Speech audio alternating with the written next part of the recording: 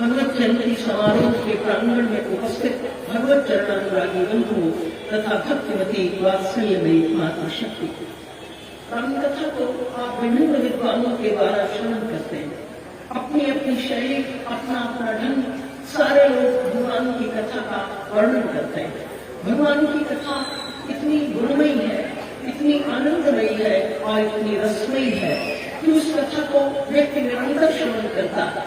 ऐसी अद्भुत कथा, एक ही कथा को इतने सारे विद्वान अपनी शैली के द्वारा आपके सामने वर्णित करते हैं, लेकिन फिर भी उस कथा की नवीनता का कभी समापन नहीं होता। एक ऐसी कथा, ये केवल राम कथा ही है जो आपके अंतर मन को पवित्रता प्रदान करती है। रामचरितमानस में गोस्वामी तुलसीदास ने कहा कि संसार में ऐसे बहुत से कार्य संपन्न हो सकते हैं जिनको असंभव कहा जा सकता, लेकिन एक ऐसा कार्य है जो कभी संभव हो ही नहीं सकता।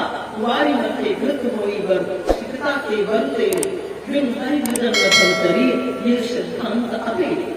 परमात्मा के स्मरण के बिना कोई व्यक्ति भक्ति से पार उतरा हो, इस सिद्धांत को कभी संभव निश्चित रूप से नहीं किया जा सकता।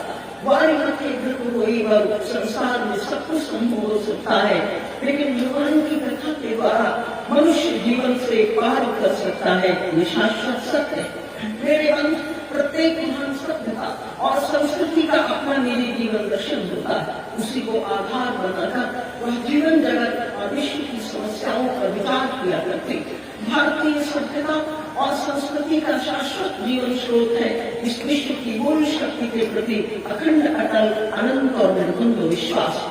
मनुष्य की दैनंदिन जीवनचर्या और उसके संघर्षों को लोकांतर जीवन के उद्देश्यों की ऊंचाई देकर उनकी अनुभूति कर भारतीय साधना और धर्मवेत्ताओं ने सृष्टि चक्र में मनुष्य के स्थान और उसके लक्ष्य की स्थापना की।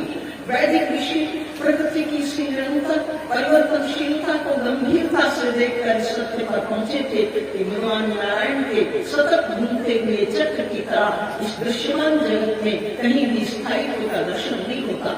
जीवन एक प्रवाह की तरह है, जो कल था वो आज नहीं है, जो आज है वो कल नहीं होगा।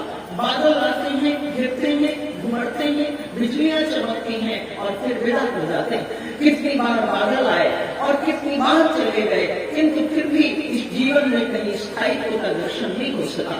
तब हमारे ऋषियों ने इस संपूर्ण परिवर्तन के पीछे एक ऐसी सत्ता का दर्शन किया जो नित्य है, जो अपरिवर्तित है, जो द्वंद्वातीत है, जो सनातन है। भारतीय प्रजा के इसी सत्य के आधार पर हमारे जीवन दर्शन और जीवन मूल्यों की सृष्टि हुई और इसी को मानव मस्तिष्क और मानव बुद्धि की सर्वोच्च उपलब्धि, अनुभूति और अंतिम शिखर माना गया।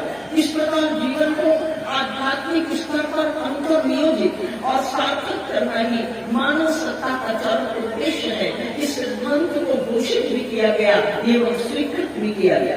मनुष्य को इस दृश्य परिवर्तनशील मायात्मक जगत में ही जीवन यापन करना, किंतु उसकी सच्ची प्रकृति को चिन्मय जगत के अंग के ही रूप में है।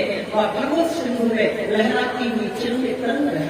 सर्वेश्वर की इच्छा के साथ जब तक तादात्म्य प्राप्त नहीं होता है, तब तक मनुष्य का जीवन दुखों से भरा रहता है, क्योंकि मनुष्य के जीवन के सारे दुख क्लेश को किसी न किसी प्रकार के विश्व विधान के उल्लंघन से ही होते हैं। किंतु जिन व्यक्तियों के जीवन का संबंध परमात्मा के साथ जुड़ जाता है, उनसे नियमों का उल्लंघन ही नहीं होता।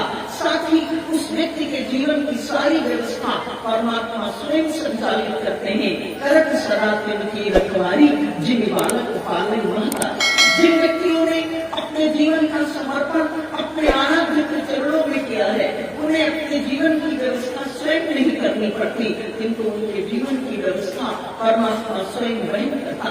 भारतीय संस्कृति में मनुष्य के भीतर के उस दिव्य भाव को जो लौकिक ईश्वर से ऊपर उठ जाता है, सदैव ही सर्वोच्च महत्व प्रदान किया। उनकी दृष्टि में भक्ति सिंचित आध्यात्मिक जीवन इसका प्राण में देह की मांगो एवं उपभोग के जीवन से कहीं अधिक उदात्त वस्तु है।